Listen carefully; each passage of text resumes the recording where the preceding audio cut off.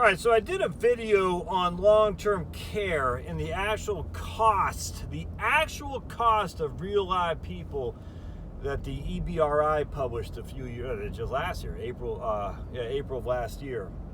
And my concern is that if you go to EBRI website, you can no longer find that article on there, and I don't know what to make of that. Actually, that I still be able to download it if you go to Google Scholar. I don't know what to make of that. I don't know if it's nefarious. I just don't know. It's weird because see, I'm a cynic, man. I don't trust anybody for anything.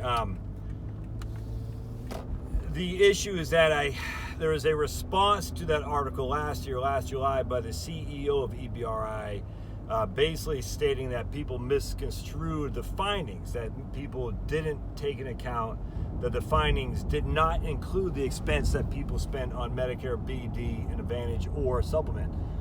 And even though it said explicitly in the very first paragraph, this does not include premiums for Medicare Part B, Part D, and the supplementals, but or co-pays and co-insurance. But be it as it may, it just said for long-term care. And I don't know. I don't know if people were. I don't know. I don't know what caused that.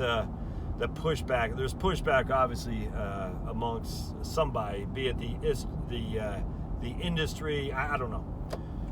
Anyway, the point about this is that, I cannot stress enough. According to the EBRI study, now they weren't doing the data gathering. They were using the Health and Retirement Survey, or Health and Retirement Study, one of those two things, HRS, which is from the University of Michigan. This is going to be tough. I'm trying to go, Chloe's got a soccer game. I'm trying to go to the bathroom real quick. I had too much coffee. Did I tell you I'm on a keto diet now? Woo! I don't know about keto, but man, I got to go to the bathroom a lot, if you know what I'm saying. And more than it's from drinking coffee. Josh, that's not professional. Yeah, welcome to the club, man. I tell you. No one, let's put it this way. I see why people lose so much weight on keto. Because you go to the bathroom a lot.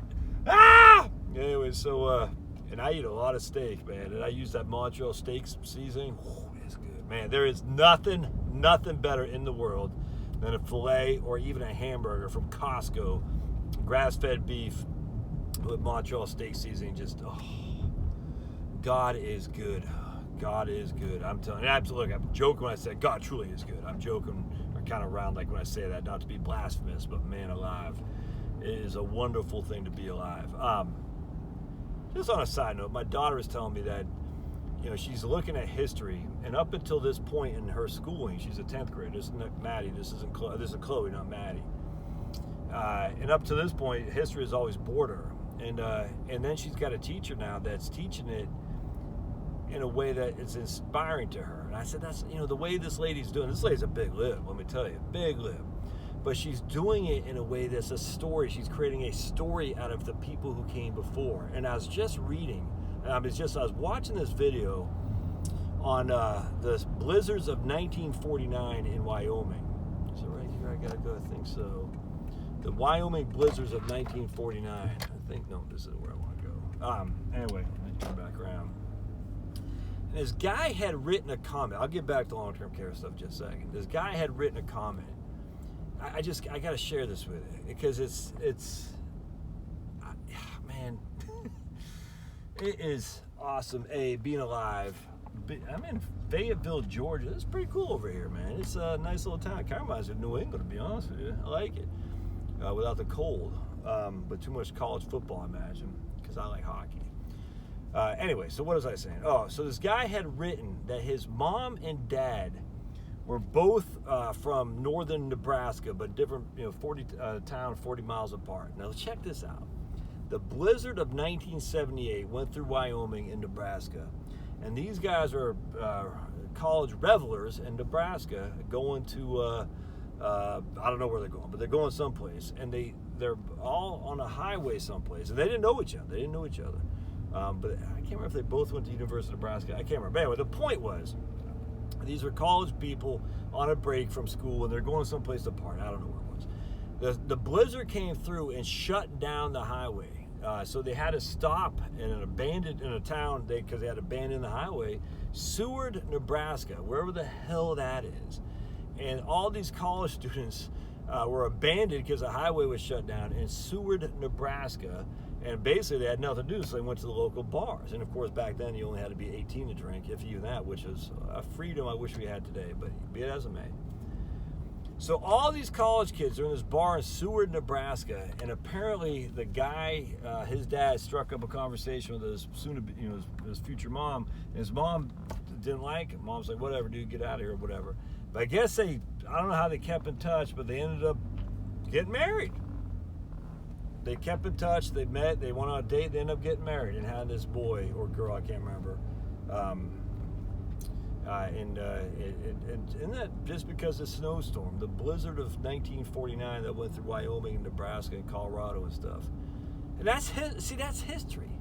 That's the story behind history. Why, I'm looking at deep southern territory, landmass right here. How many people, from Indians to dinosaurs, just walked on these? How many dead? You know what I'm saying? Like the Civil War generals. Did he camp right there? I mean, it's just, 100 years from now, somebody say, man, how many people actually drove around here while they're waiting on Chloe to play a soccer game? It's a history you got. It's the story of history that makes it so interesting to me.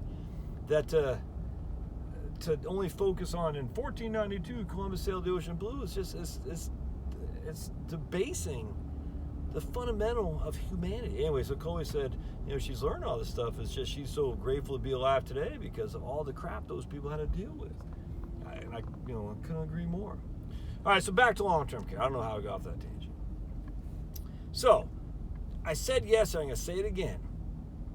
These guys, the EBRI, they used a study from the HRS, which is the University of Michigan, and other folks, the gold-plated standard. You got BLS, you got HRS, and another one too, but they all run the same context. Not the Census Bureau, but the gold-plated standard of expenditures, consumer expenditure survey through the BLS, the HRS, a head study, and I forgot what that terminology stands for, but anyway, and they did this, I think they call it a linear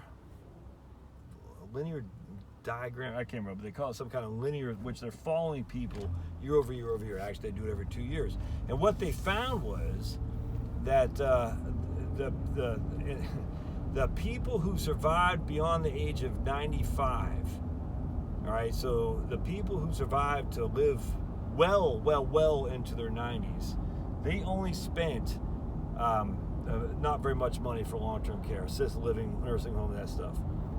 In fact, the 90th and 90th percentile, so the top 10 and 5% of all expenditures were like, I think it was like $150,000 and $227,000, something like that. It wasn't much at all. Tiny amount.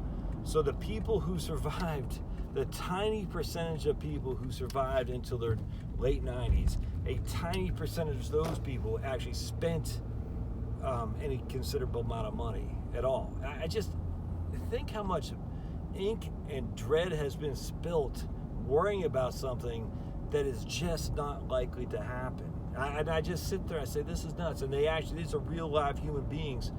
So very few people live that long, and of those very few people live that long, very few people actually spend money. It's crazy. And then you take out long-term nursing home, and very few people spend anything more. I think it's like at the 95th percentile is like 127,000, and maybe the 90th percentile is like 84. I don't know off the top of my head, but I mean some incredibly low amount spend any kind of money at all. And yet here we are all freaking out like, oh my goodness, long-term care, we're never going to be able to survive. And yet it's just simply not true. And maybe I won't go here after all. Actually, it's pretty busy up in here in Panera. This Fayetteville place is booming here today. Not sure what's going on, but a lot of traffic in old Fayetteville. I'll get that. Try and get a cup of coffee to watch the game. But maybe I'll just head back. I think I'll just went for a little bit of a ride, yap with you guys some, and we'll head on back. So if we have evidence, empirical data set of evidence that says real live human beings that you're not going to likely to spend much money, why do we freak out so much? Isn't that interesting? And yet we do. Yeah, we do, because we freak out so much because there's the one thing that we just don't know. We don't know market returns. and we freak out by those, but not nearly to the extent that we freak out by long-term care. And yet the evidence says that it's not going to be a big deal for most people. It just won't. Now, we don't know that going forward, of course. I mean, I'd never be so cocky or arrogant to say, oh, well, you shouldn't worry about it all. No, you should have a plan. But to stay awake at night, saying I can't afford it when it's just, I just sit there and think of all the other things you should worry about. Going to a nursing home and having long-term care shouldn't be one. I mean, I was just reading earlier today, 200 people a year die, I think is what I read, from putting Chris's stuff on roofs and they fall. 200 people, something like that. A pretty good amount of money, dozens, die from falling off the roofs when they're putting on Christmas lights. All right, so I mean, maybe that's an immediate concern that you have each and every year, that you get up on that ladder. Maybe don't do that. And if you're really worried about long-term care, maybe get in better shape. Maybe go on a keto diet. Atkins. Stop taking sugar. Go for a walk. My man John C., he just says I eat in moderation and I go for a walk, I think he said every day, for 5 miles or something like that. And he's a Vietnam vet. So he's not spring chicken anymore. My man John from Oregon, he's still a spring chicken, in his mind, but in terms of his body, he's been around a few years. And yeah, he's in good shape, I think, because he doesn't eat crap and he walks. That's it, nothing fancy. Hey, just saw a guy right there with a George Mason sign. Never seen that down here. Anyway, all right, well, that's my little diatribe while I'm waiting here, just yapping. I was trying to do this online, go live, but I couldn't get a stream, so all right, we'll see you.